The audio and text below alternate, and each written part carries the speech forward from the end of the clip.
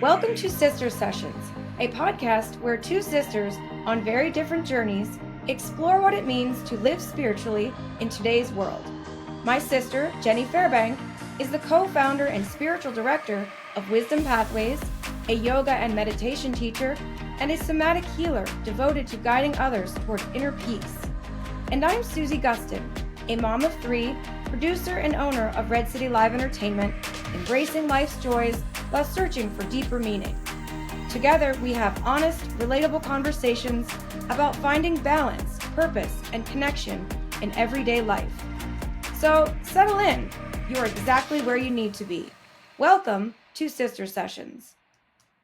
Hello, everyone. Welcome back to Sister Sessions podcast, where we get divine and real. I am Susie Gustin, and I am here with my co-host and sister, Jenny Fairbank. Hello, everyone. Hi, sister. How are you? Hi, Jenny. I'm doing great. How are you today? Fantastic. Awesome. Calm. Calm, centered, relaxed. Happy to be home from my travels of visiting you and the family. So Yes. we just arrived yesterday.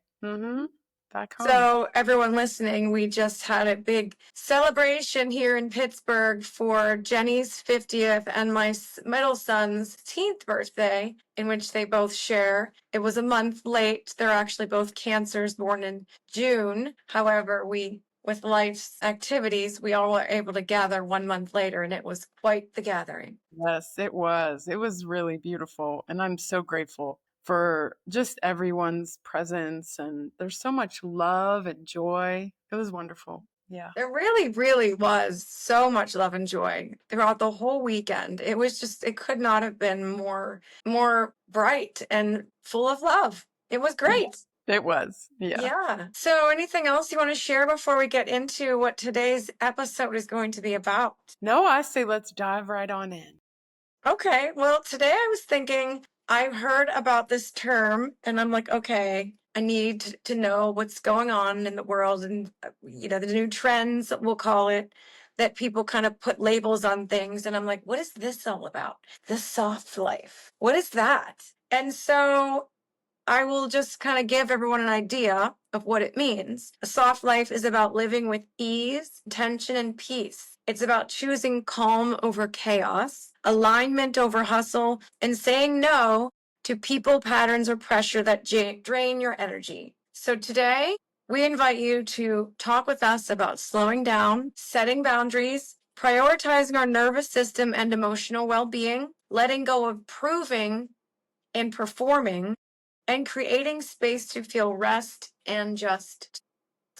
With that, I'm going to throw you the first question, Jennifer. When you hear the term soft life, what comes to mind and what feeling does that give to you? Well, interestingly, you shared this with me earlier about an hour and a half. I said, what are we talking about today? Soft living. And that's the very first time I ever heard those words together and I know it's a trendy thing that's happening now, which is great. And honestly, it is how I've been living for a very long time. And it really is about what comes to mind is being soul led, led by the soul, guided, having the soul be the driver's seat and not the ego. And that requires softness. It requires stillness, because when you live from your soul, you have to pay attention, because it isn't loud and it doesn't try to force your attention like the ego does. Yeah. So it requires a lot of practicing being very receptive to what is happening and looking at life in a very specific way, which is being calmly active and actively calm, which is coming from my teacher's words, mouth, not mine initially. Like that phrase, being actively calmly active and actively calm, is a term that Paramahansa Yogananda has spoken about, and how ideally we need to be living, which is from your center, from living from within and not from without. So all of this that we've been living in our whole lives, everyone who's on this planet right now has been in this age of hardness and fast and get it done and be productive and go, go, go. And that's how you value, that's what have valued, at least in this culture of, United States of America. It's a very strong value. And what I see is that people are very burned out by it, exhausted, drained, fed up, like done. What am I doing? We have a term, right, that we call the rat race for a reason. And people being on this wheel that never stops of productivity and going, to what end? What is the purpose of all this? Just to gain a ton of money in the bank and more things to accumulate materially? What do you do with all this stuff over time? I mean, yes, we need at this stage in of our culture, we need money to live, and I get that. But what is the deeper purpose of what is the goal here? So I think it's beautiful to hear this. And when you said that this morning, and it's a trendy thing, that really makes me happy. It brings joy to my heart to think, okay, people are actually thinking about this more as a culture, Yeah. not individuals. Do you think that women are allowed to be strong in our culture or expected to stay strong so they don't break? Absolutely. We're expected to stay strong. We're expected to also be soft, because if a woman is too powerful, then nobody likes her. She's considered to be a bitch. She's considered negatively looked at negatively. But if a man did exactly what that woman did, he would be praised. Powerful. Praised and raised up by the culture. And that is slowly shifting and will continue to, because as we know, femininity has been very suppressed, and now it is coming to light, and we are taking more of our power back as females and saying we cannot do it all. This whole thing with women, have kids and have a very highly successful career and raise your children by yourself, don't have nannies and don't have this, and you can do it all. No, we can't do it all extremely well. I was just going to say we can, but it's going to be a very rough ride. And some things are going to for the children and the mother, Yeah. Absolutely. Yeah. So it's really about choosing what works for you and honoring that, whatever it is, and not comparing yourself to others in this game that we're in. Yeah. Is there anything that comes to mind that you've stopped doing in order to be more aligned and live a softer life? Yes. What comes to mind is, well, I don't live in a city anymore, but when we lived in Austin, I would go to all these meetup things and, gatherings where business women were, but just business people, owners, entrepreneurs, and I'd feel like I had to go and I had to participate and I had to, market myself and always be out there and always be out there. And there is a time and place for that when you're building your business. And I was at the time building a business, and I know that's important, but it's how you go about it. You can do those things and be calmly active and actively calm, right? And present, or you can do those things anxiously, right? Where you're feel that rajasic energy, which is this pure movement to just do, because that it seems like it's productive. And I think a lot of times it's actually counterproductive. And so I don't do those things anymore. I also live in the woods. But I even, once we moved to the outskirts of Austin, I stopped doing those things, and I could have easily driven into town and continued. But, it's being really satisfied in a way for me of, I feel good with where I am, even in my business. And I don't have to push. I don't have to force. I don't have to try to be in front of everyone or as many people as possible. And that just gave me so much ease, and I got to relax. Would you feel that way though if you were in the back to the beginning?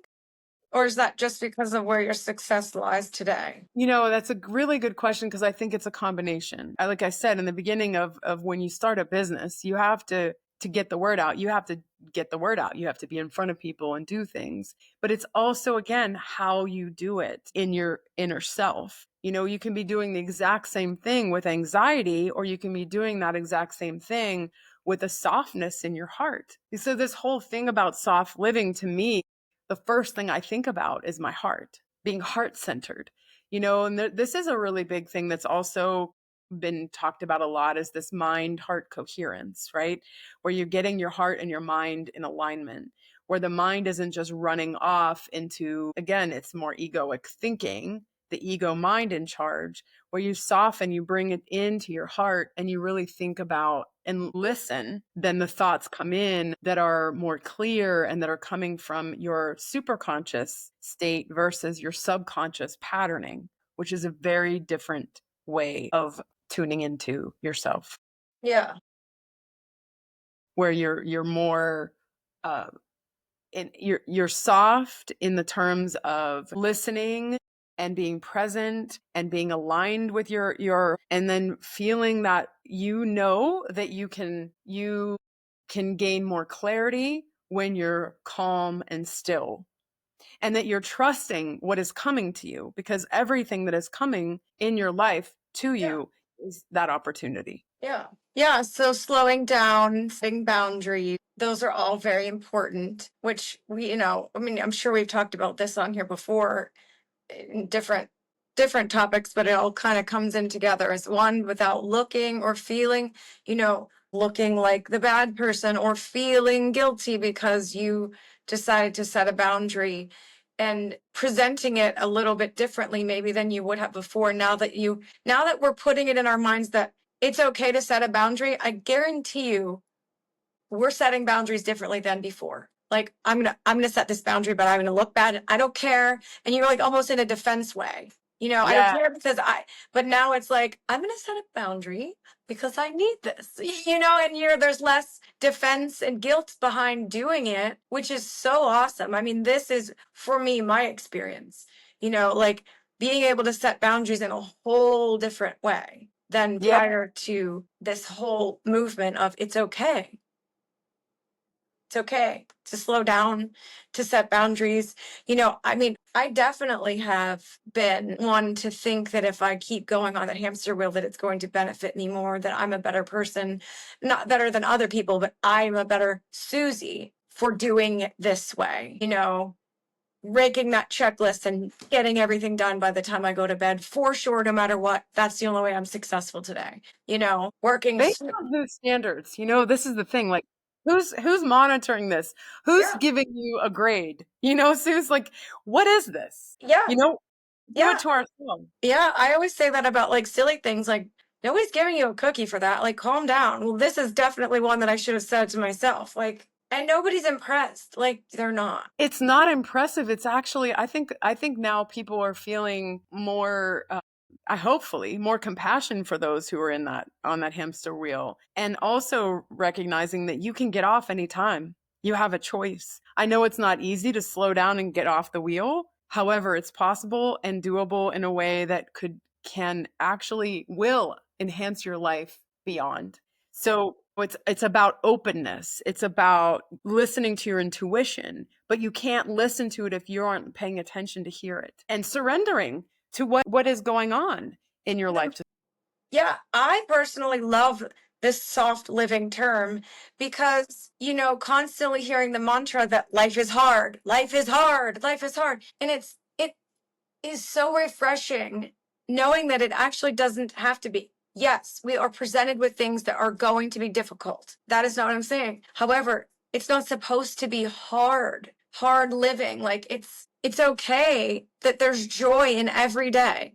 I'm going to have a joyful day today and when tomorrow comes. And the only thing that matters is right now. And I'm choosing joy right now. And it's wild. I swear, when I met Reed, that's my husband, anyone listening, when I met him, the one moment in time that clicked in my head, I never thought. Him and I were friends for longer before we actually started to hang out with each other and form a relationship. This one moment that we started to hang out, and it was a while in, I just looked over him and I was like, this man, if I were to spend my life with this man, it would be really happy.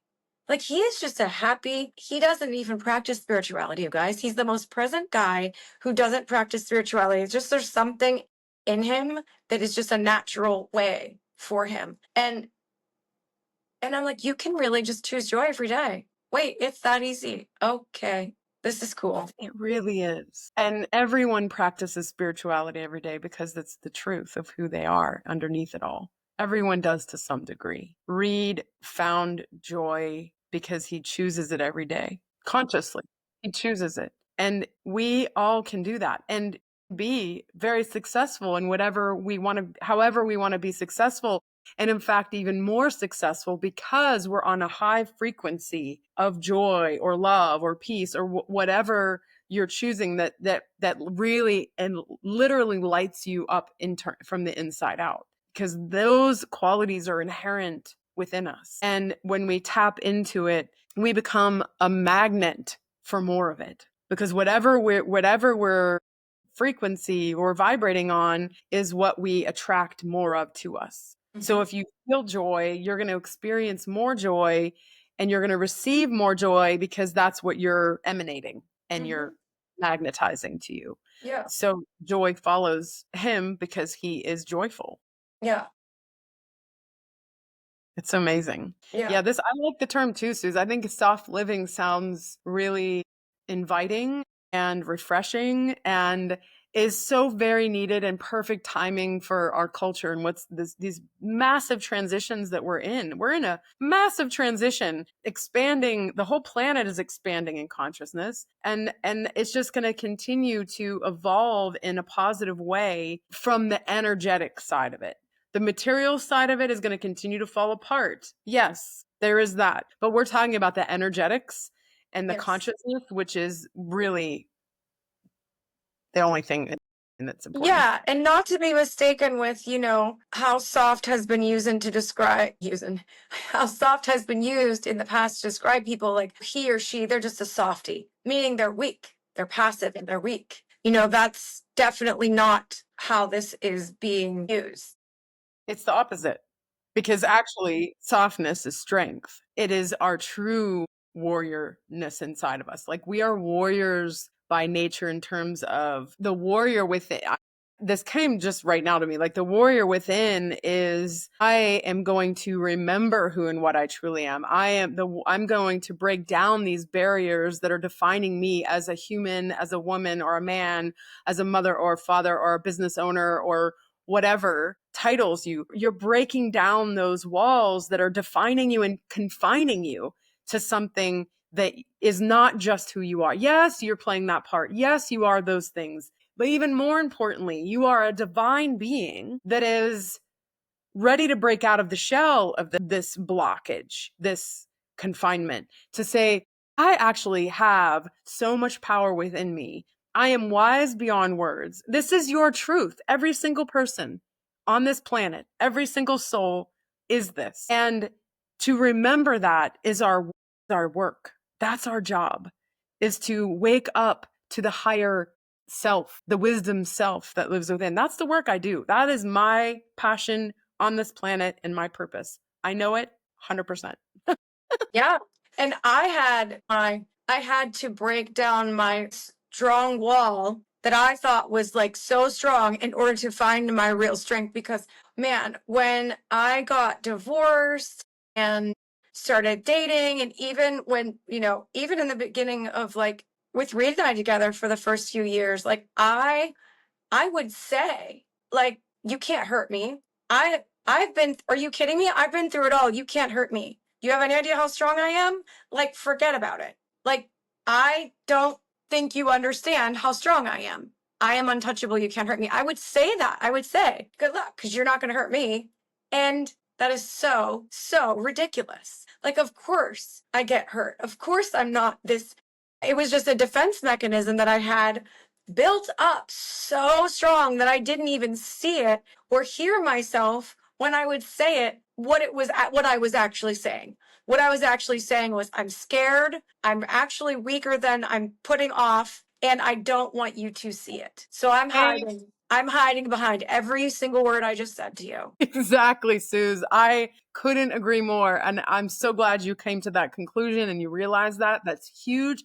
And that is so very common, in people, putting up that defense and not even realizing it, but thinking they're showing strength when they're actually showing weakness. It's the opposite of what we've been thinking. even this whole softness, oh, you're soft. Good. Thank you. That's a compliment. That's not a degradation. That's actually a compliment because it requires a lot of courage. Softness requires courage, vulnerability, the willingness to trust, the willingness to know that you are always protected because you are divine. So yes, the body and all that, people can be hurt, but your soul is never hurt and you're always learning. And this is, the matrix of light and shadows that are playing out in this realm. Yeah. And I look back and, analyze things sometimes and like look at my life and I'm like, oh, now like I'll have light bulb moments. I see why that happened to me. I believe that, I went through a short-term relationship that moved very fast and I fell deep in love and I got dumped. Well, it's like, wait, why did that happen to me? That's why, because the universe was trying to say, you have feelings. You act like you're just this tough girl that can't be hurt. Well, yes, you can. Here you go. And all your feelings just came out that you've been suppressing. That was the beginning of my healing. That's what I think. Yeah. And isn't that great? This is also so very common. The healing, the healing starts sometimes when we go through a really challenging period of time, right? If we give ourselves permission to really look at it and dive into it and see, what is this? Why did this happen? What is going on here? Yeah. Because it's all for good reasons if we just dive in and dissect it some. Yeah. Because, and you look back and you're like, you've had relationships, you understand what I'm saying, and you're like, oh, wait, it makes sense. That person wasn't for me. Why did we dated because there was the lesson there. Thank you.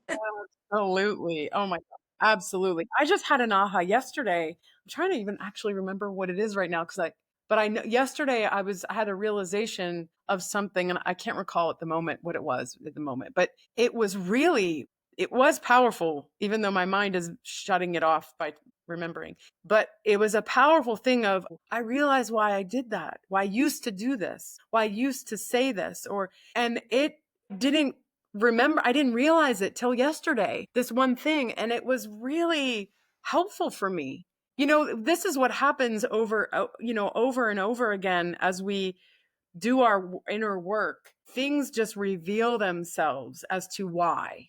Yeah. Why you were this way, or when you were, why things happened the way they did. It is a beautiful evolution of awakening. I always call it, it's the gradual awakening that we're all in. It's fun. Yeah. And I also read about like not confusing softness and with being with avoidance. You're not hiding, you're resting. Like there's a difference.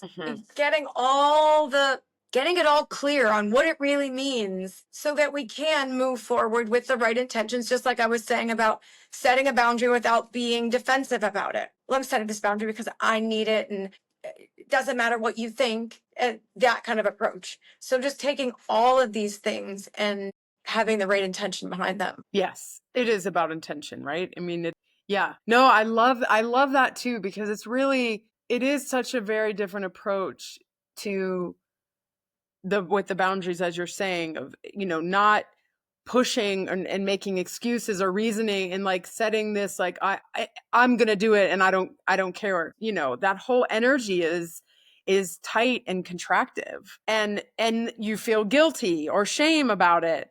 There's no, it's the opposite. It's, I'm taking care of me. And if people don't appreciate it or respect it or like it, that's okay. You don't have to. Yeah.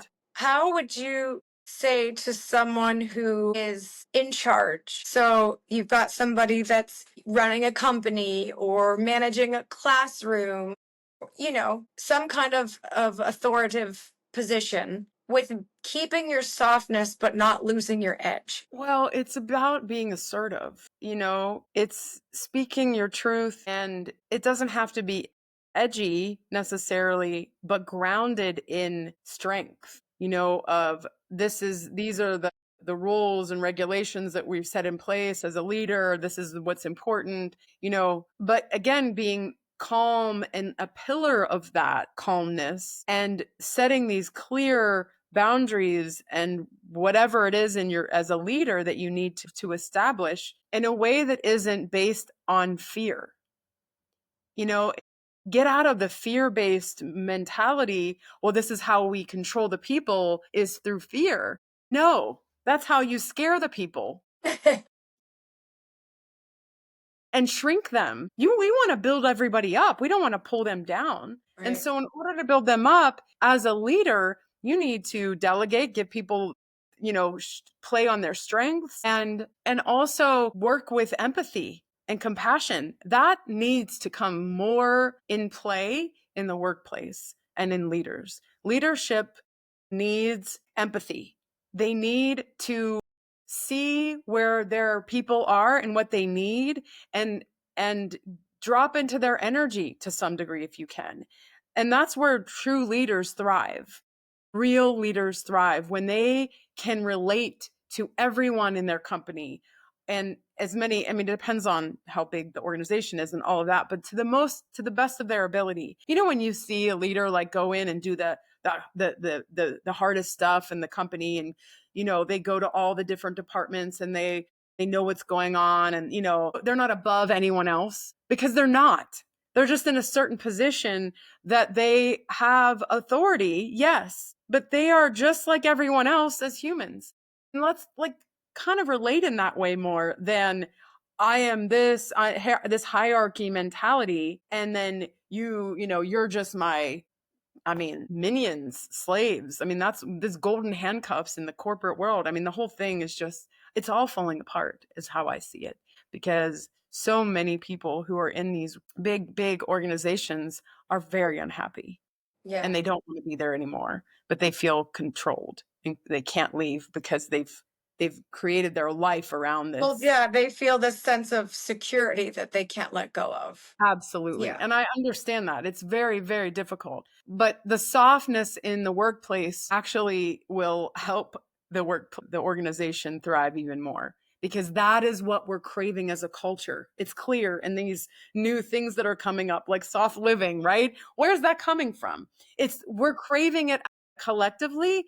And so it's coming to light, and the organizations are going to have to step on board with this, or they're going to lose their people, because people are looking for that. We already know this. The younger generations aren't going into these companies. They're not going to do it. They're not going to put up with it. They grew up differently, and we have to pivot. And I think we are slowly. Yeah. So softness is strength. Yeah, I would agree fully with that. Yeah. So it's really, reclaiming your power through knowing who you really are, knowing your true self. That is the most powerful thing anyone could do, is know who they really truly are and live in your intuitive sense, live in your soul's energy of wisdom, which again, it requires that soft listening and stillness. You have to have stillness meetings, set stillness meetings with yourself every day. I'm just going to pause and think and not even think, just go into my heart, drop into my heart and listen to myself. How am I doing? What's going on for me today? Yes, that brings me to when we did talk before this today, and I was telling you about the episode topic, and you were like, well, wait, what is soft living? And one of the answers I gave you, well, basically your life, the way you live. This shouldn't be a hard topic for you to talk about, because it is the way that you,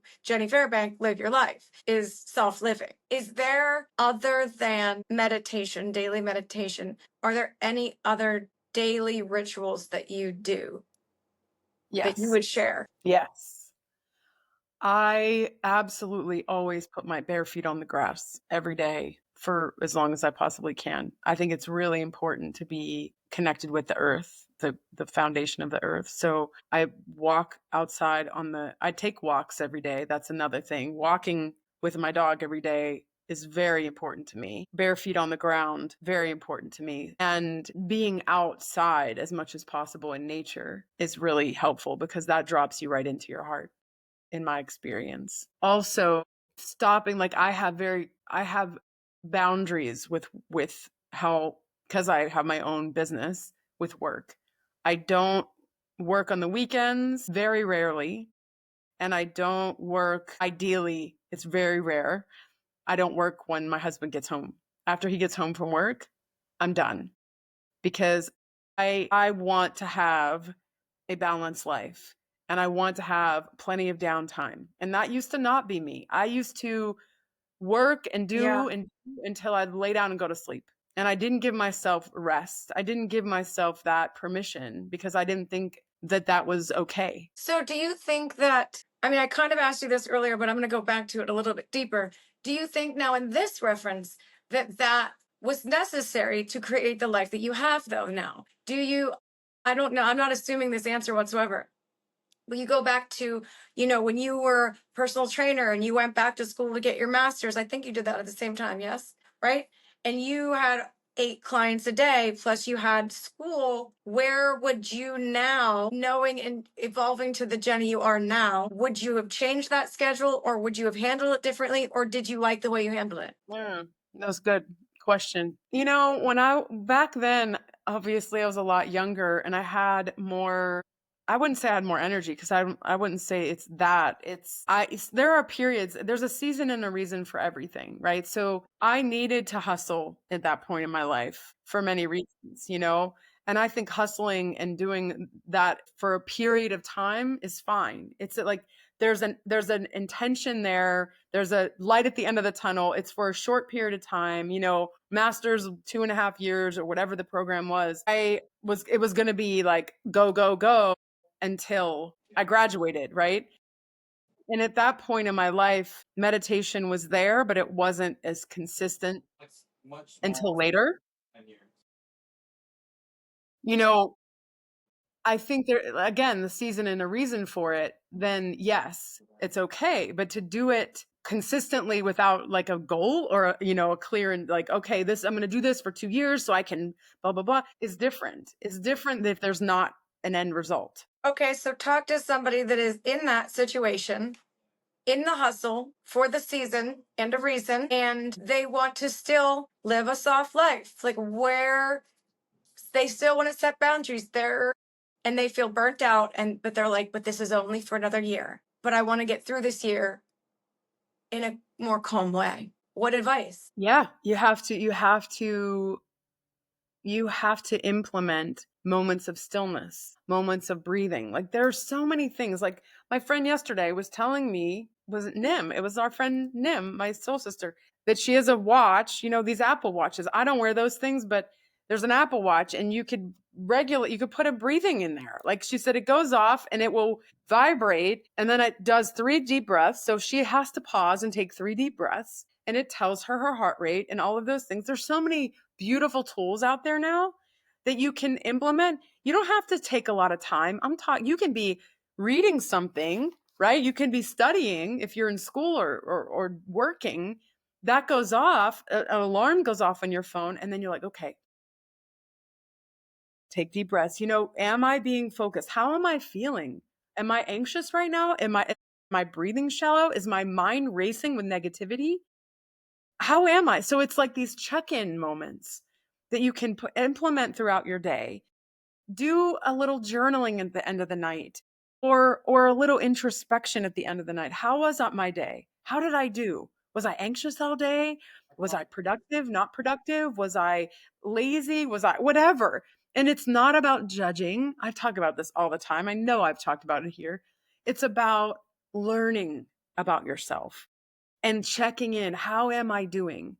Having a check-in and saying, I could have done better. I could have sat down and ate lunch, but I was driving in my car and I was eating Yeah. on the, like, Yeah. and take those moments because that fills you up to be even more successful and more focused with your work and your I'm a life. big I'm a big stickler on not eating on the go. I I know don't you are. care how small, I don't care if it's a piece of toast. Sit down, breathe, enjoy it, and move on. Like You are very I'll good. wait an extra 2 hours so that I can sit and enjoy that piece of toast or whatever the heck it is, if it's a giant meal or a tiny meal. I think it's so healthy. It is. I do. I think it's just so much better. Because people be like, oh, I don't even think I ate today. Wait, yes, I did. Because they were eating on the run. And it's like, That's so not enjoyable to me. It's not. Yeah. But I've been there. I used to do that in Austin when I'd drive from class to class, and I would eat a bar in the car. That was always happening because if I didn't, I wouldn't eat at all. Like there was no time. And Mhm. so we have to honor where we are in our life and recognize, how can I just do a little bit, even if it's one meal, even if it's just dinner or breakfast or Right. whatever, one Yeah. meal a day At where least. yeah. Yeah, and if you are eating, I mean, this is Susie advice, okay? We're gonna get the real advice. We're gonna step away from the divide from Western. If you are in the car and you're eating a bar, at least before you take the first bite, at least have a gratitude for it. Take 1 second in your head, keep driving, and just say, thank you for this nutrition. And then, fine, eat your bar in the car. If you can avoid it, avoid it. But if you can't, I would say just take a one gratitude second. Thank you for this nutrition. Thank you. Because you think about all the people that don't have it. 100%. Yeah, it's very important to be grateful, to say those things, pray before you eat, or just gratitude. I think that's super, super important. Yeah. Good. Good luck. Good, Suze. And then you probably won't forget that you ate because you took a second to say thank you for it. So you'll be like, oh yeah, I had a bar in the car, because you remembered it, because you didn't just shove it in without thinking and still driving. You stopped. It's Yeah. all about practicing presence. Yeah. Here and now. I am here and now. My mind isn't what's next or what has already happened. Here it is. All I'm doing is eating my bar or whatever, Mm-hmm. your protein or whatever. You have to be present. It's really, this soft living is responding and not reacting. It's not grounding yourself and not grasping for what's next. Mm-hmm. That's what this is all about. Soft living to me, and I really do love the term. It doesn't mean small, like I have to play small and be soft and quiet. No, no, no. You can be killing it in life, highly successful and doing all the things, and still be in this space of soft living. And I am going to put in the show notes for anyone that's interested. I do believe that soft living is from back in time. Back in the day, there was somewhere where it was derived from in another culture, I'm pretty sure. So I will put that in the show notes in case anyone's interested in the history of where it actually came from. Everything circles back. So somehow this circled back this term, which is, again, so grateful that it did, because it's a great way of thinking of your life. But yes, I will put that in there in case anyone's interested in that. So that would be below. And then when you read it, you can also leave us comments, because we love comments. Yes. Yes. And that's really, just even a quiet affirmation, or a thought that you bring into your life, like I'm living softly, I'm letting go. Something that simple, where you start to bring it more into your thinking mind of, what I is this like actually? that. I'm living softly, I'm letting go. And this is the letting go, is that it's that letting go of the push and the grasping of what I think it should be and how I want it to be, and how, if I don't do this, then I'm not going to be, it's going all to that, like, hardness of our culture of push, push, push, and do, and produce. And I know that some companies and some work really pushes that to a degree that is where I see, like in sales and certain things, is pressure, a pressure cooker. Yeah. I don't know how people do that. I really can't even imagine. Mm-hmm.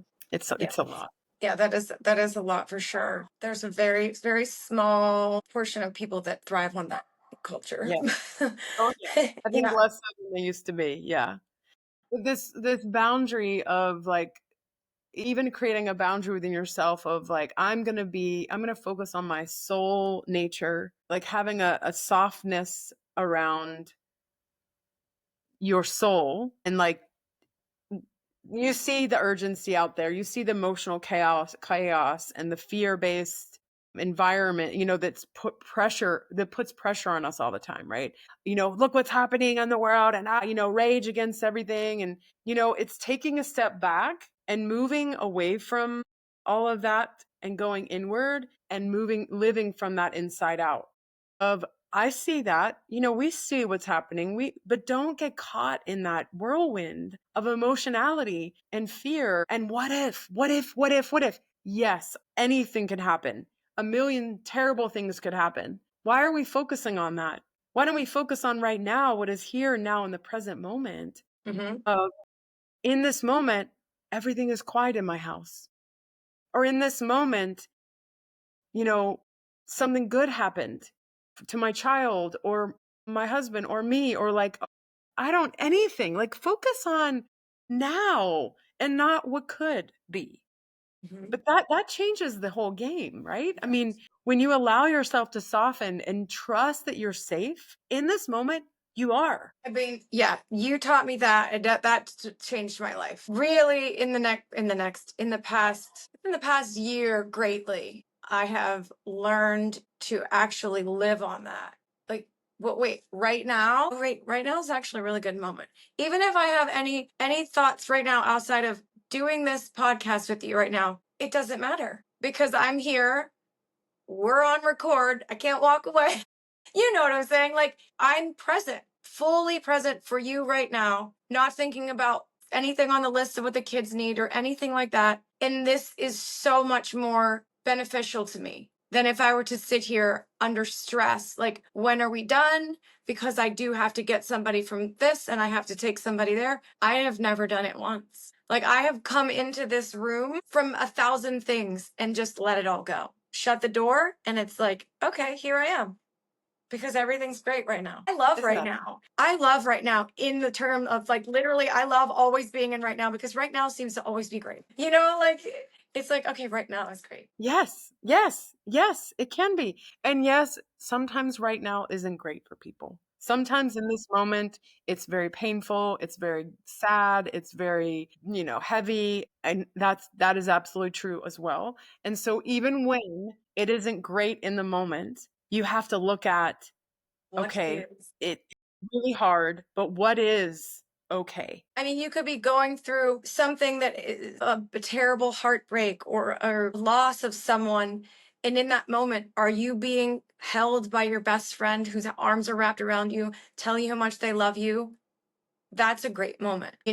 Yes, it's a sad moment, but in that moment, there was greatness, there was love, it would still existed, That's right.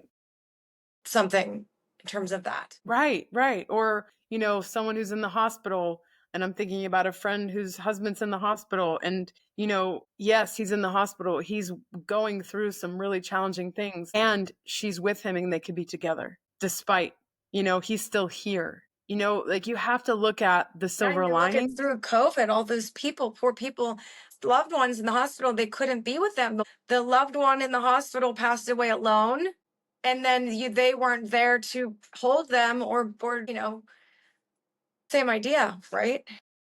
Absolutely. Yeah. So we have to change our mindset from the negativity bias that is natural in our brain. We do have this mechanism for protection of looking at things, remembering the negative even more because our brain is trying to protect us, but that we don't need to live in that. We can see that, but we have to actually also see the other side of it. There are two sides to everything. There's duality, right? There is the shadow and then there's the light. And when you focus on the light, it changes how you even see the shadow. So, reality is what it is, and if you're going through a hard time, it's looking at, okay, how do I overcome this? And what do I need to do to become even stronger? Because this is happening for me. And it's a different way of experiencing even the difficulties because there's nothing that happens outside of the will of the divine. That's a whole hard concept because we have to look at it from a wider lens than just, why is this happening to me? We got to get out of that and go into, what's happening for me? What is happening here? What is trying to happen here? It's the thing I love to say to them. What is trying to happen here? What is the universe showing me? There's a purpose here. There's some karma here. There's some understanding. And I want to understand this. I don't want to just go through it and rail against it and be upset about it. But what is going on? Yeah, and I think that something to also set in a realistic mind frame that you're not always going to figure it out right then and there. Like, because you know how you're saying, what is happening here? Why is this happening? The answer's not just going to pop up all the time. Be like, oh, I get it. 3 seconds later. It takes time, but it takes an open mind. And it takes the desire to learn and be open to the message coming when the timing is right. And then Absolutely. otherwise you're wearing blinders and you'll never see it. Yeah. But if you No. ask for the message, help me figure out, what am I supposed to learn from this? 100%. It isn't going to come in a flash of light, most likely. It's going to be a slow opening of it's about listening. Again, it goes back to being connected to your soul nature and not your ego mind, but actually asking those hard questions to yourself and asking for understanding and being present to listen to the answer, because the answer is there. But if we're too busy focused on the external, we're never going to get it. Mm-hmm. We're never going to get the information we're seeking and the guidance. And the, our soul guides, our guardian angel are always waiting in the wings, pun intended, to help us. There's a law that they can't. They're not going to intrude unless if you ask. So, we have a lot of guides out there. We have a lot of spirit guides. Every single soul has them that are wanting to help us on this journey, because they recognize the challenges that we are face living a human life. We sign up for it so we can grow. It's like going into your master's degree, your PhD. Yeah. And if you're someone that is on board with that thought and that way of thinking about having spiritual guides and guardian angels, and it's just like, how cool. You know what I mean? Like, there are these, this is what I see. There are these cute little angels flopping all around me. Like, we want to help you. We love you. Like, that's like, okay, I'm going to talk and we should hang out, more often and chat, because if you actually exist, we should, work together more often. Like, why would you ignore them? Yeah. Why would you ignore them? Well, what we don't see and touch and, we think it's not there just because we can't see it with our limited senses of our eyes. We already know we don't see most things, I mean, love alone has to prove to everyone that energy, because you cannot see love, but you can feel it immensely. It exists. Even, babies learn the word love instantly. They hear it constantly. I love you. I love you. I love you. And then they understand. And then that's like one of the first words they use correctly. They say they love you back in a moment where it makes sense. It's like, yeah, the energy behind the word love, the emotion of love. Yes. True stuff, real stuff. I think that living in soft love is something that we won't have a full episode based around it, but I think that it's a term that we should bring up more often, just in chatting here on Sister Sessions and reminding people. And what was the daily affirmation, as short as it, sweet as it was? I think it's a good one. You said, I think it was, I'm living in softness and I let go. Yes. Something like that. Yes.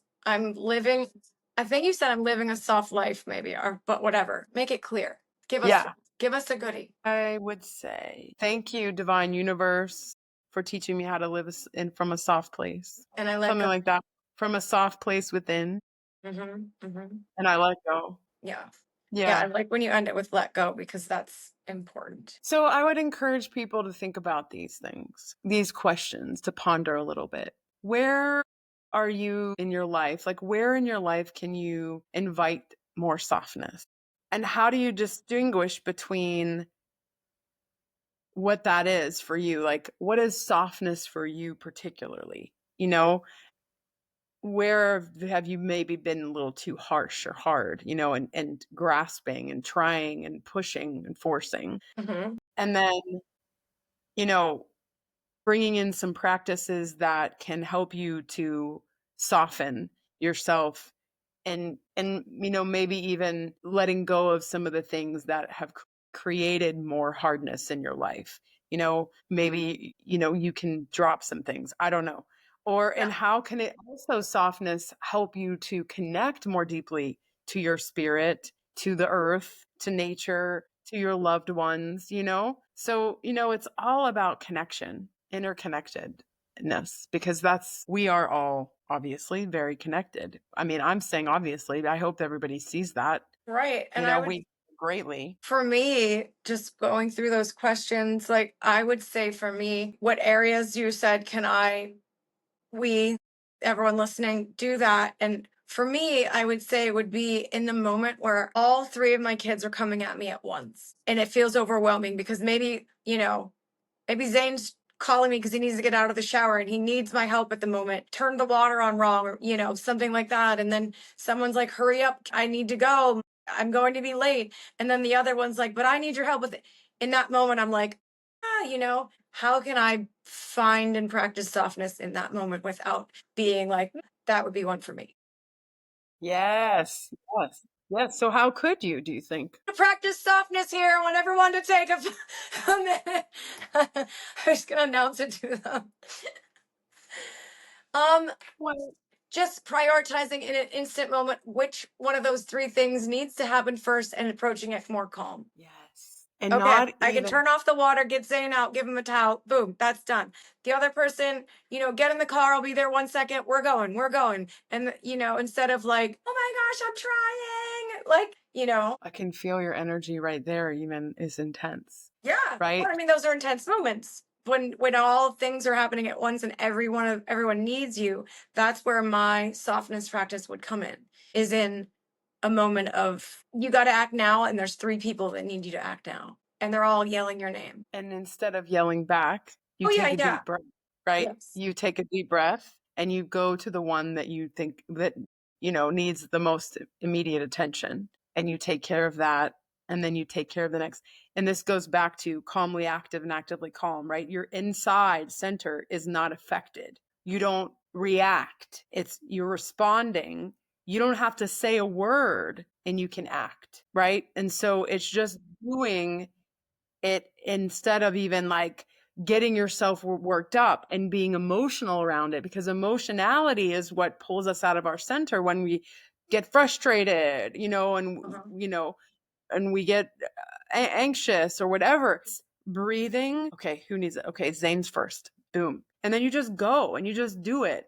And even if they're saying all the whatever they're let them. Don't react back and feed the energy by Yeah. saying and yelling, Right. right? But just do. All right, that's my soft living homework, because that I would like be, it. other than that, that would be it. It would just be a moment of child chaos. See if I have a place I can soften. There's a lot going on right now with our Wisdom Pathways, my Wisdom Pathways website, and a lot of back end work that we're doing, a lot of things, detail work that is not my nature and not what I enjoy. Bless it.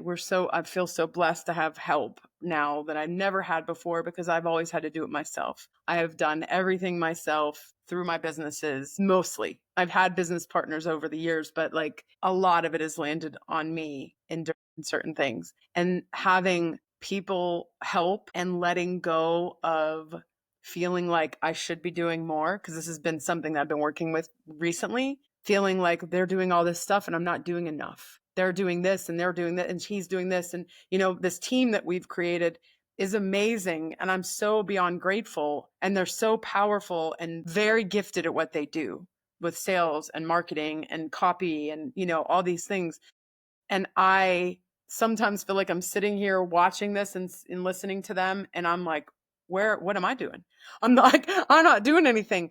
But it's such a practice for me to soften and to say, okay, I can let them do this work for me and not feel like I need to be as productive as they are at this moment. So that's where I'm working on inviting some more softness. Cool. Love Yeah, that. that's Everyone listening, think about your own daily life and where you can incorporate more soft living. I mean, in general, it's just every moment is what our goal is, to literally live in a soft life. So massive hashtag goals here. And I am grateful that we stammered across this new term. And well, it's an old term, but we're bringing it back. We're bringing it I back. love it. I love it. Thank you for bringing that up, whole thing up, Suze. I think it's a beautiful topic and really important now. And I think we're moving more and more towards it in our culture, which is so exciting. Yeah. I mean, really, I look at even these younger generations just real quick, like they're not gonna do what we did. They're not gonna do it. They're like, no, I'll live in my little tiny house, have my simple garden, and make whatever money I want to make, and I'm good. I don't need to. What is this? Who are we? Who are we trying to prove? What are we trying to prove? It's really, really good. Love it. All right. Well, thank you everyone for tuning in. And if you want to share this episode of Soft Living with your family and friends, please do click below. Give us some comments. We'd love to hear from you. Thanks for tuning in once again. And we will see you all right here next. All is well. Thank you for tuning in to this week's episode of the Sister Sessions podcast. If you found inspiration in today's conversation, we'd love it if you shared the episode with your besties, family, or even your favorite neighbors. We'll be back next week with more to share, but until then, remember, meditation is the key to unlocking your inner peace. All is well, friends. See you soon.